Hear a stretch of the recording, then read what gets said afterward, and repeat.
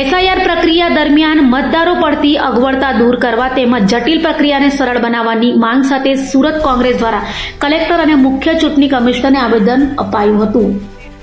સુરત કોંગ્રેસ દ્વારા કલેક્ટર અને મુખ્ય ચૂંટણી કમિશનરને અપાયેલા આવેદનપત્રમાં જણાવાયું હતું કે સુરત શહેરમાં એસઆઈઆર પ્રક્રિયા ચાલી રહી છે, જેમાં વિવિધ વિધાનસભા મુજબ મતદારોને ચકાસણી કરીને મતદાર યાદી સુધારણા કાર્યક્રમ ચાલી રહ્યું છે, જેમાં તમામ વિધાનસભામાં ચૂંટણી અધિકારી દ્વારા બીએલઓ તેમજ તમામ કર્મચારીઓ આ કાર્યક્રમમાં મને કમને યોગદાન આપી રહ્યા છે। આ પ્રક્રિયામાં ચૂંટણી પંચ દ્વારા કેટલીક સ્પષ્ટતા કરવામાં આવી નથી, જેને કારણે મતદારોમાં ગેરસમજ ઊભી થઈ રહી છે, જેમાં કેટલાક મતદારો એક જ ઘર સોસાયટીમાં રહે છે, તેમના મતદાન કેન્દ્ર જુદા જુદા છે, તેમજ કેટલાક મતદારોનો તો વિસ્તાર જ અલગ છે, જેથી ખૂબ જ અગવડતાને કારણે તેઓ એસઆઈઆર પ્રક્રિયામાં મુશ્કેલી અનુભવી રહ્યા છે।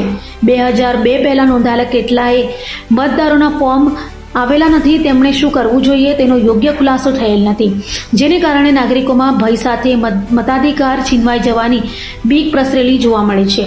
2007 પછી જેઓના લગ્ન થયેલા છે કે રહેણાંક બદલેલ છે તેવા મતદારોના ફોર્મ પણ જૂના સ્થળે અને નવા સ્થળ સુધી પહોંચેલ નથી, તેની વ્યવસ્થા કરવાની ખાસ જરૂર છે।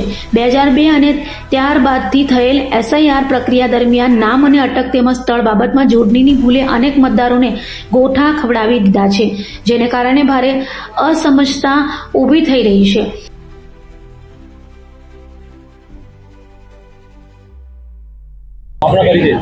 વિપુલ ઉદનાવાલા, સુરત શહેર કોંગ્રેસ પ્રમુખ। આજે બંધારણ દિવસ છે અને ભારતીય ચૂંટણી પંચ અને ભારતની સરકાર એક ષડયંત્ર કરી અને રાતોરાત એસઆઈઆર લાગુ કરી ને મત ચકાસણી કરી રહી છે। તેમાં એક ખૂબ મોટું ષડયંત્ર છે। ભારત દેશના આજે નાગરિકો જે રીતનો મત અધિકાર છે, પોતાની શક્તિનો અધિકાર છે, તેને છીનવવા માટેનું એક ષડયંત્ર કરી રહ્યું છે। તેની સામે આજે અમે રજૂઆત કરવા આવ્યા છે કે ભારત દેશની અંદર 50% આજે સુરત શહેરમાં 50% મતદાન અધિકારનો ફોર્મ ભરાયા છે, પણ 50% બાકી છે। તેથી સાબિત થાય 50% લોકોનો મત હજુ સુધી કન્ફર્મ નથી થયો। એટલે અહીંથી અમે સુરત શહેર કોંગ્રેસ ચેતવણી આપીએ છીએ કે સુરતનો એક પણ મત જો રહી જશે તો સુરત શહેર કોંગ્રેસ રોડ પર આવશે, આંદોલન કરશે।